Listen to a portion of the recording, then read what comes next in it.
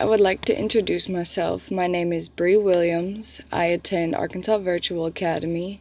I'm a 10th grader, and I'm very ecstatic to be here today to talk to you about and discuss our greatest written work of art, the United States Constitution, as well as the freedom and the duty in Americans' voting system. When I was just a wee little girl, I can recall my mother and father taking me with them to vote. I would be high in Daddy's arms as he held that number 2 pencil and scribbled in those tiny bubbles on the paper.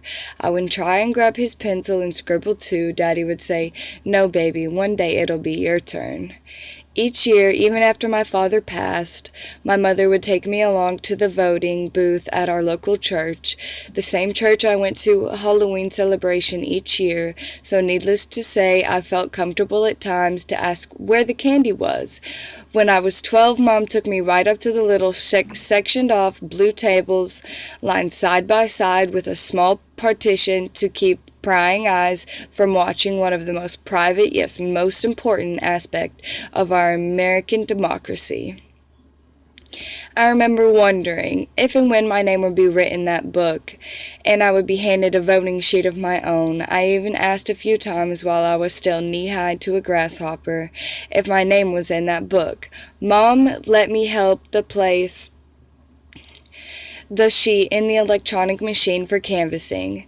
The sticker I received afterwards I would wear for days and sometimes cry when it would wind up in the dryer and no longer be sticky. But at this time, I was 12 years old. My mom actually allowed me to bubble in some of the candidates and amendments. She, of course, showed me which ones to darken in, but the feeling I had being a part of something bigger than myself went with me, and that day I smiled as the lady handed me my sticker that said, "I voted today." I wore it proud. This sticker would be different as it went right into my baby book. This brings me to one of the greatest privileges the United States Constitution allows us as a free America. Our voice. Our voice is heard, and it is heard loud and clear all over the land. It may not be the voice of all people, but it is the voice of the majority of the people, and to have that voice is often taken for granted. Just imagine a country that does not allow people to vote. Communism it is called. What is communism? Education. Often it is not what freedom we have that needs to be told, but what freedoms others do not have that will open the eye of a free country. Let me give you Daniel Webster's version of communism. A theory advocating elimination of private property, a system in which goods are owned in common and are available to all as needed.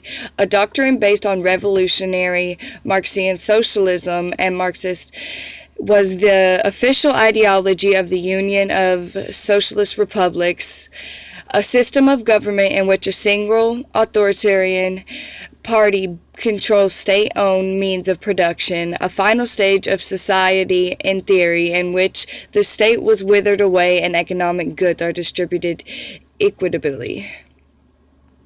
Basically, in a nutshell, communism means that the government has all the say-so in people's lives, including but not limited to whether or not they can own property, how much money they are paid, who will be the dictator or leader, what schools, if any, will be available to children, and what persons of sex or class out of persons will attend college. It is complete control of the people with no way out through the voting process.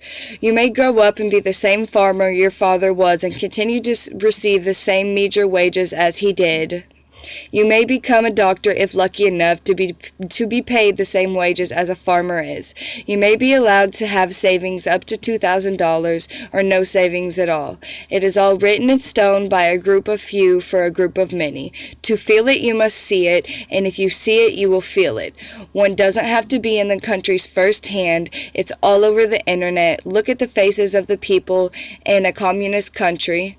Look in the eyes of the children and the hearts of the fathers who struggle to feed their families, or the mother who cannot keep their child warm.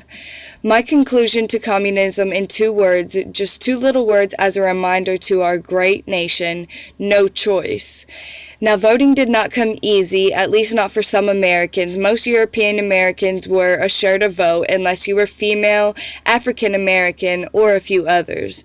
Men had the world in their hands back in the day before all their voices were heard. No one in particular's fault, just the way it was until strong women went out of their way for the rights of all. Ratified on August 18th, 1920, the 19th Amendment to the U.S. Constitution granted women the right to vote, a right to vote as women's suffrage. At the time the U.S. was founded, its female citizens did not share all of the same rights as men, including the right to vote. It was not until 1848 that the movement for women's rights launched on a national level in a convention in Seneca Falls, New York, organized by abolitionist Elizabeth Cady Stanton and Lucretia Mott. Followed the convention, the demand for the vote became a centerpiece of the women's rights movements. Stanton and Mott, along with Susan B. Anthony and other activists, formed organizations that raised public awareness and lobbied the government to grant voting rights to women. After a 70-year battle, these groups finally emerged victorious with the passage of the 19th Amendment.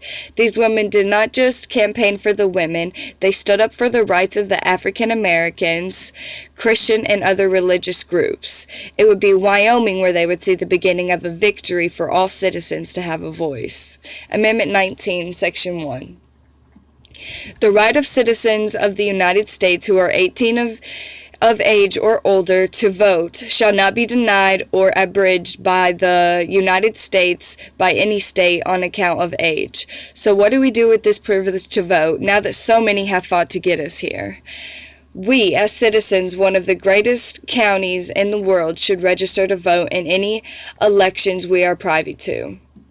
It's an easy process and can be done at any local DMV office, WIC office, or health department, or by internet and mail. We will receive a voting card in the mail in an assigned district to vote at. We show up on assigned voting days or by absentee voting ballot and cast our voice. We must always remember that with the privilege to vote always comes with alliance of jury duty. Jury duty isn't just a duty to serve, but it is too a voice of the people. 12 jurors shall decide the fate of the accused, or perhaps a civil lawsuit, or the wronged. Being chosen as a juror is a compliment, even if it is a random selection. You are chosen because your voice, common sense, and opinion is valued. If for certain reasons you cannot commit to jury duty, you will not be forced to. It's as simple as filling out a form and returning it to the appropriate agency.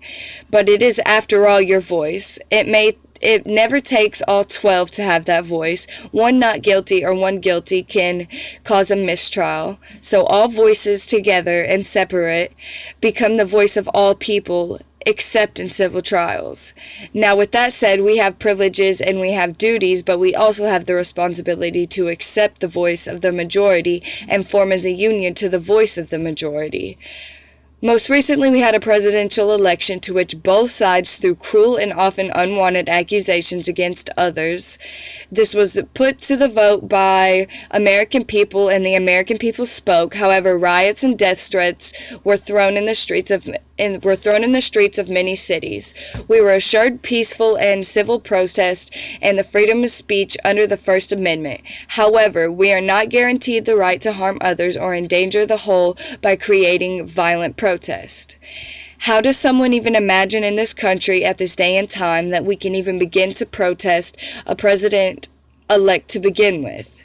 The time to have done this was to stage a more vigorous campaign, coming in with clean hands from the start. We cannot complain when a president is chosen without asking ourselves, do we know enough to get that candidate elected? Now that the people's voice has been heard, we must as a nation stand side by side and respect that decision and join together to form a stronger union. And if we do not, we make our country weak and we enable other countries to seek strength over our vulnerability. We must never never take our basic right and responsibility for granted. For if we do not agree on certain issues, we must all agree we are a nation together and not divided by a vote. I encourage each student, each person, to read the United States Constitution and know what rights you have, what responsibilities you have, and to cherish and never take for granted the right we have in democracy, our vote, our voice. Thanks.